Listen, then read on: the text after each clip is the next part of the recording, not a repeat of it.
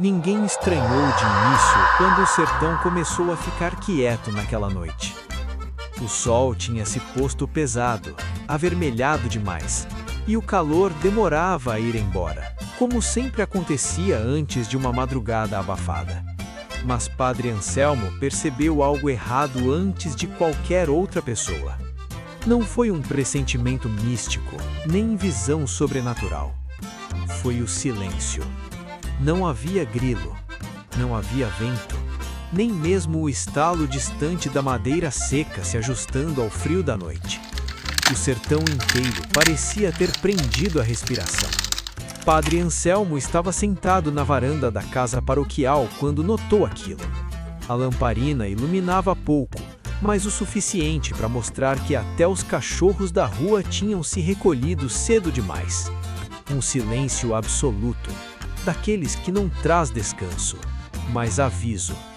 E no sertão, quando tudo se cala ao mesmo tempo, é porque alguma coisa começou a escutar.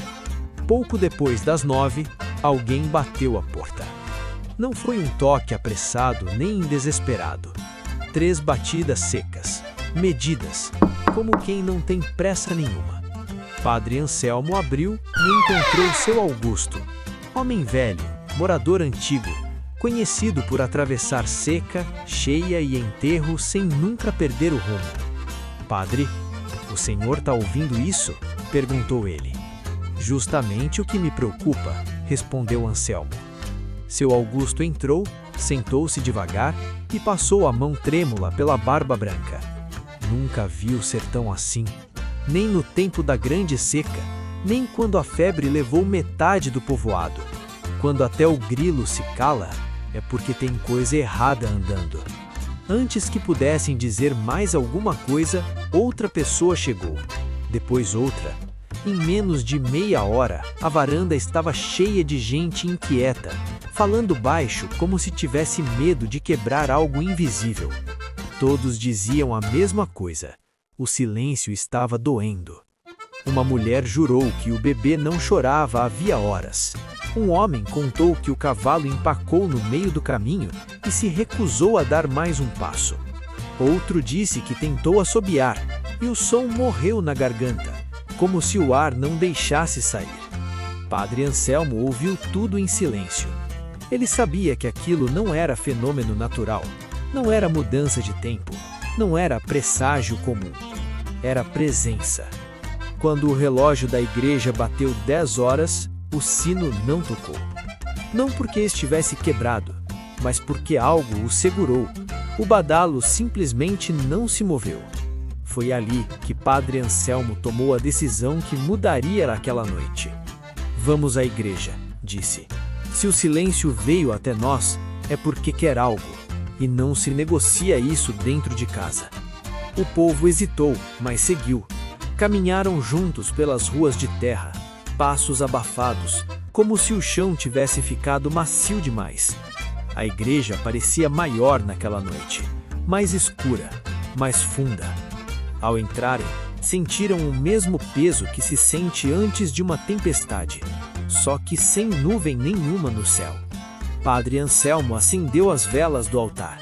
As chamas ficaram imóveis, não tremiam, não dançavam, apenas queimavam retas, como desenho parado.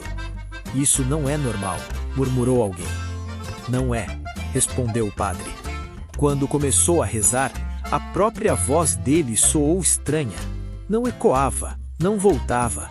As palavras pareciam ser engolidas pelo espaço antes de alcançar as paredes. Foi então que perceberam. O silêncio não estava fora, estava dentro. O clímax começou quando uma criança puxou a batina do padre e apontou para o fundo da igreja. Padre, quem é aquele homem?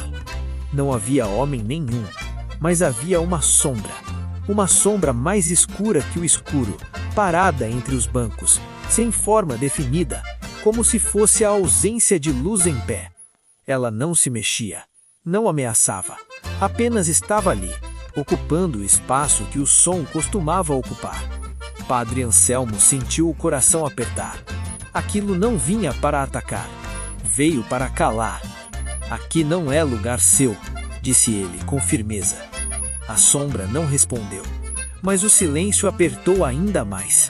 Algumas pessoas começaram a sentir tontura, outras ficaram com os ouvidos zunindo, como se algo estivesse pressionando por dentro.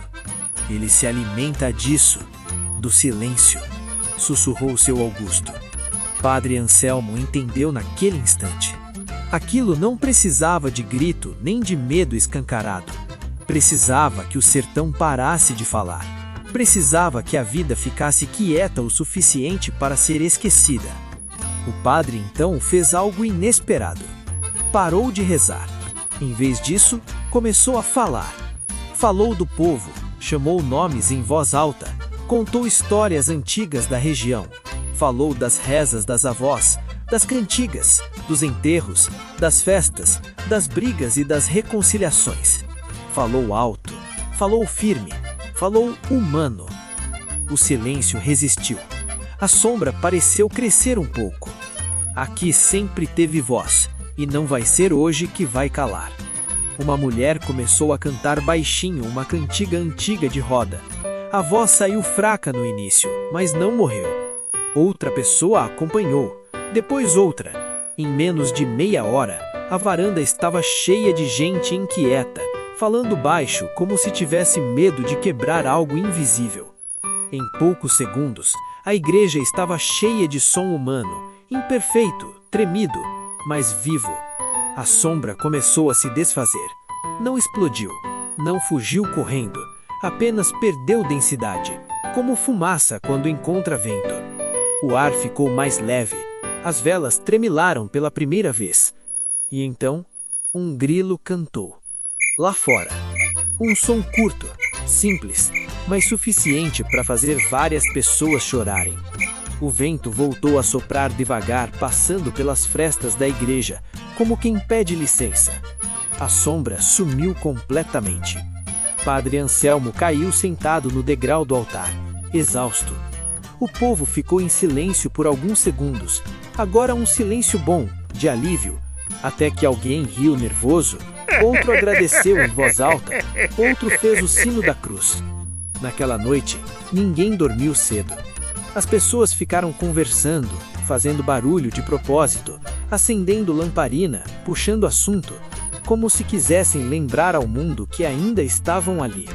No dia seguinte, o sertão amanheceu normal. Grilos, vento, passos, vozes, tudo no lugar. Mas ninguém esqueceu aquela noite. E Padre Anselmo passou a dizer sempre que o sertão ficava quieto demais. Quando o silêncio é absoluto, não é paz, é aviso. E agora eu te pergunto, você já viveu uma noite em que o silêncio parecia observar você? Deixe seu comentário contando o que acha. Não esqueça de curtir, se inscrever no canal Causos Misteriosos e ativar o sininho, porque no sertão, quando tudo se cala, é melhor prestar atenção.